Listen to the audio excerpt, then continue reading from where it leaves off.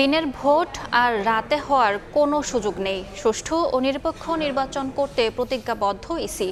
সকালে ময়মনসিংহ সিটি কর্পোরেশনের সভাকক্ষে নির্বাচন কর্মকর্তাদের সঙ্গে মতবিনিময় সভায় এসব কথা বলেন প্রধান নির্বাচন কমিশনার এএমএম নাসির উদ্দিন।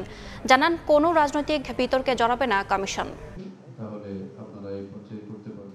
সোমবার সকালে ময়মনসিংহ সিটি কর্পোরেশনের সভাকক্ষে নির্বাচন কর্মকর্তাদের সঙ্গে মতবিনিময় সভায় যোগ দেন প্রধান নির্বাচন কমিশনার এএমএম নাসির উদ্দিন। আগামী নির্বাচন নিয়ে কর্মকর্তাদের নানা দিক নির্দেশনা দেন তিনি। দিনের ভোট রাতে চায় না, আমাদের কমিশনারদের মধ্যে কেউ চায় না। এ সময় সিইসি জানান, সুষ্ঠু ও নিরপেক্ষ নির্বাচন করতে কমিশন প্রতিজ্ঞাবদ্ধ। বলেন, এখন আর দিনের ভোট রাতে হওয়ার কোনো সুযোগ নেই। ইসি কোনো রাজনৈতিক বিতর্কে জড়াবে না বলেও জানান তিনি।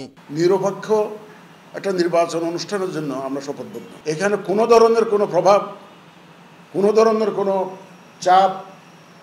চাপের কাছে আমরা মাথা নোয়াবো না ইনশাল্লাহ। অতীতের যেগুলো হয়েছে এগুলো আজ যাতে পুনরাবৃত্তি না হয়, সেটাই আমার লক্ষ্য।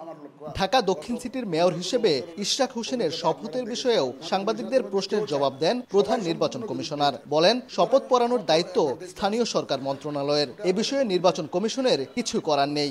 আমি জানি না, এটা শপথ দেওয়ার দায়িত্বটা স্থানীয় সরকার মন্ত্রণালয়, ওনাদেরকে জিজ্ঞেস করেন।